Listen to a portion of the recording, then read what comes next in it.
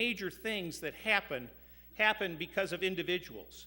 And so you think of the city of Chicago and what would it be without its parks. And you look back in time and you find that in the 1850s there was an individual that was leading a park movement, Dr.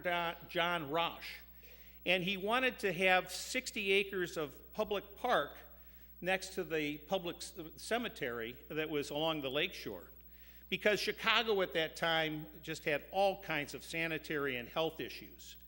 And actually in that cemetery there were open graves with standing water that were leaching into Lake Michigan. And so he was able to lead the park movement that saved the 60 acres, and eventually the cemetery was removed and it turned into Lincoln Park, the now famous, beautiful Lincoln Park.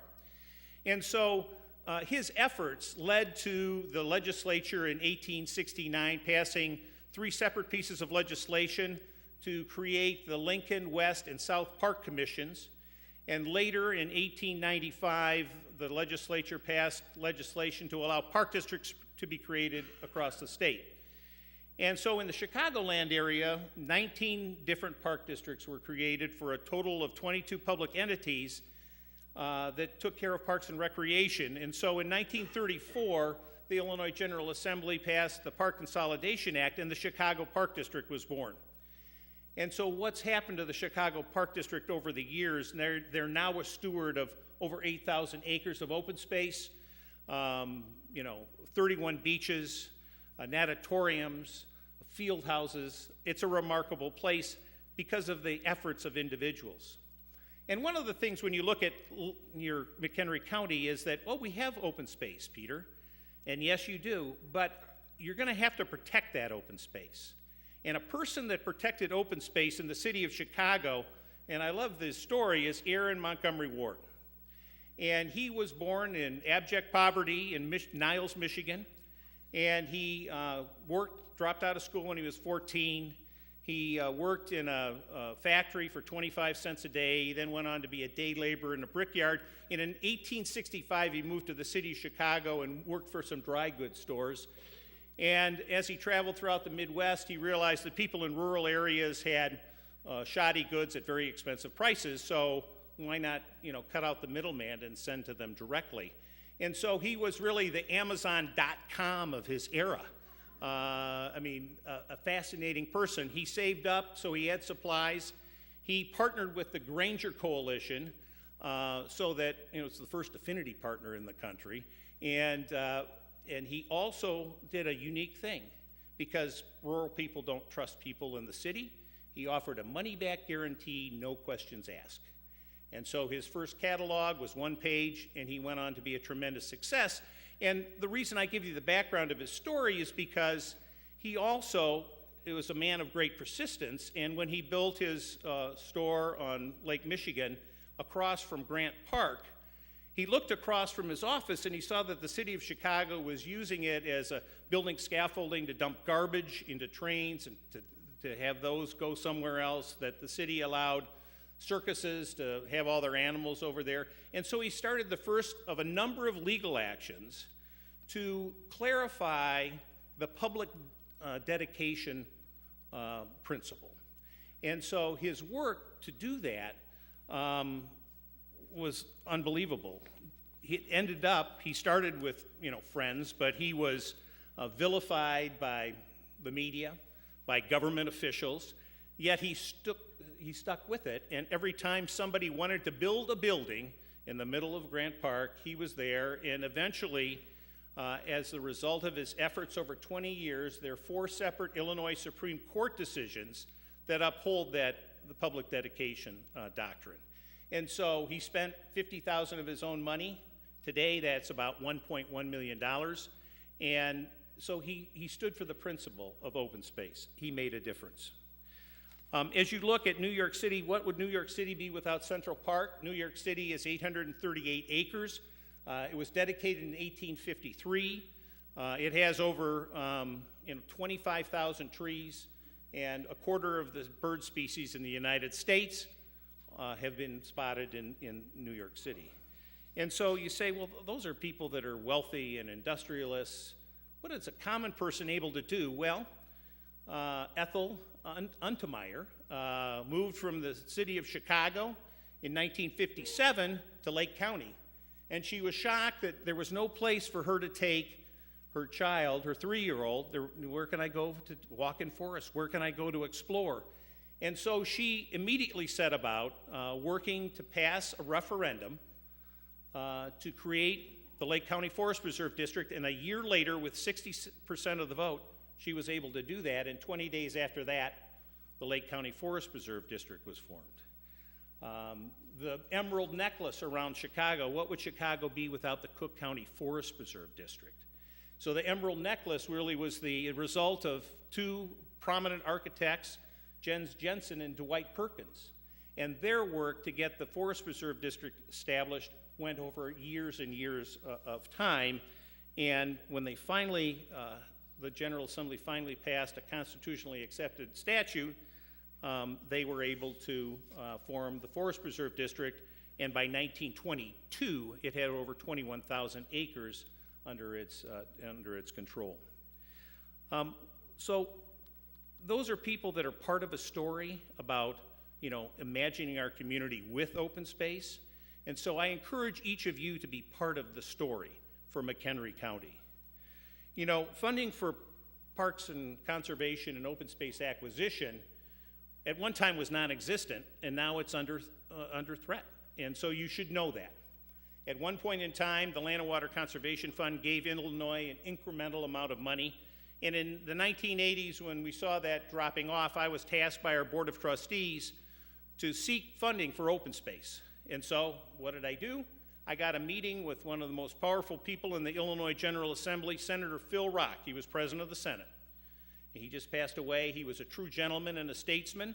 And I went into his office, and we had figured out, well, if we had a certain amount of money over 10 years, that would be a great start. So he asked, and you sat at the end of a really long conference table when you talked to him. And so he said, well, Peter, what can I do for you? And I said, well, park districts and forest preserves and conservation districts really need to invest in the acquisition of open space, and we need some money to do that. And he said, well, how much money do you think we'd need? I said, well, we need $300 million over a 10-year period. And even as far away as I was from him, I could see his face turn red. He suggested that the General Revenue Fund of the state of Illinois was not a place to get $300 million and that we should look elsewhere. And so began my odyssey over a 6-year period to look at, let's get part of the lottery receipts. No, the schools have that. Let's, have a bottle bill tax. Well, then the beverage people brought in a person who was going to lose their job in the steel and can industry, so that never went anywhere. And finally, in 1989, we got a piece of the real estate transfer tax. And half of it went to affordable housing, and the other half went to the OSLAD program and the Natural Areas Acquisition Fund. And that was a tremendous, successful day.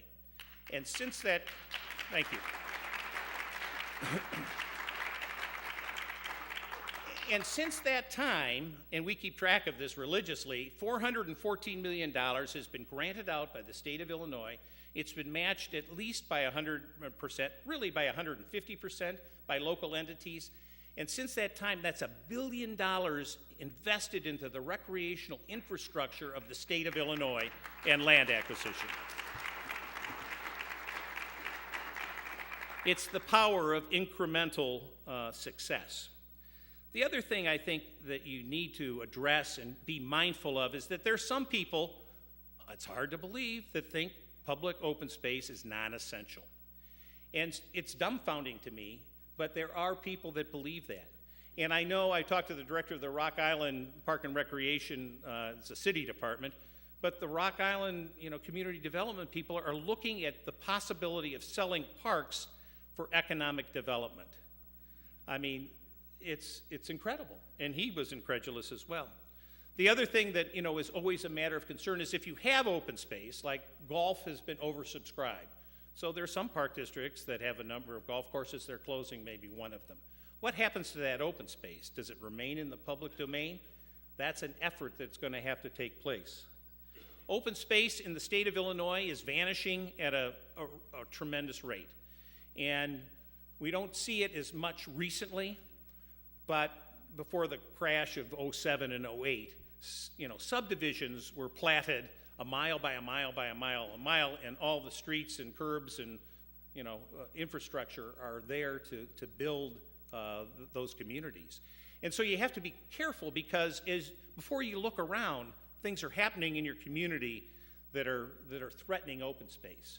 So 79% of Illinois' land is in private domain. We either plow it, we pave it, we drain it, or we landscape it. Only 10% is in its natural state.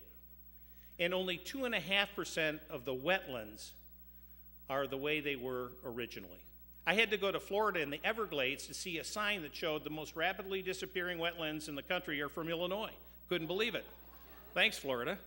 You're letting everybody know. And one time, Illinois was covered with 60% prairie. Now that's not existent anymore. The only open space in Illinois, it's about 4% or 1.4 million acres, out of a state that has 35.2 million acres. So, open space is at a premium, even though you can drive up and down the Interstate 39 or the Interstate 55 corridor and to see open space on every side. As Brooke McDonald said, don't run your dog there because they'll shoot them. So open space is an issue, and it's an issue for your community. The other thing I think we need to do, and there's been some great examples of it, is you need to be able to tell your story. And so we have more data than we've ever had before. The Trust for Public Lands has done a study.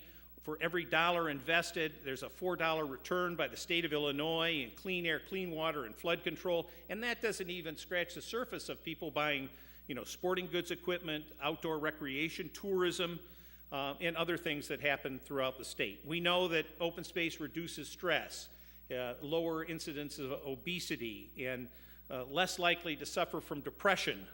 You mitigate air pollution, and one tree takes out 27 pounds of carbon dioxide, which is equal to about 11,000 miles driven by a car. So, those are the kinds of things that we need to be telling our community.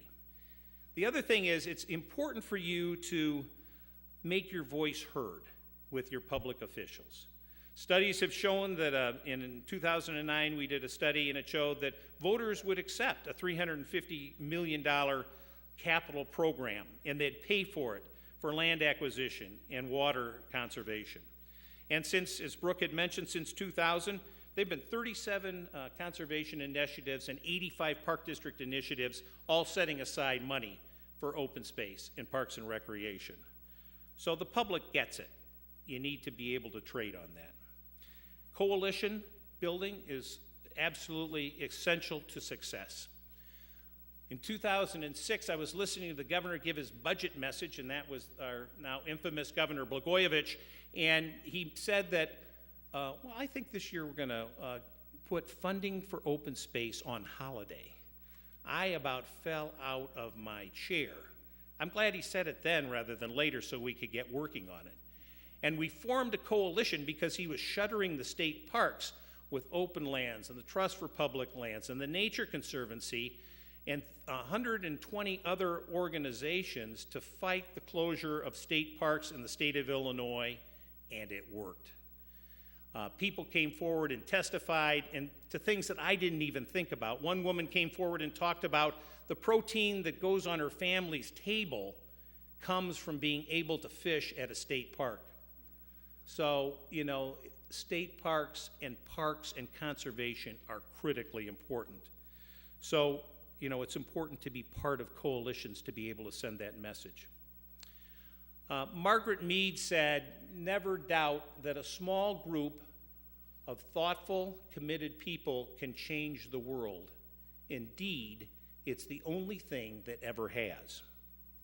So I challenge you, what is your big, audacious idea for the McHenry County Conservation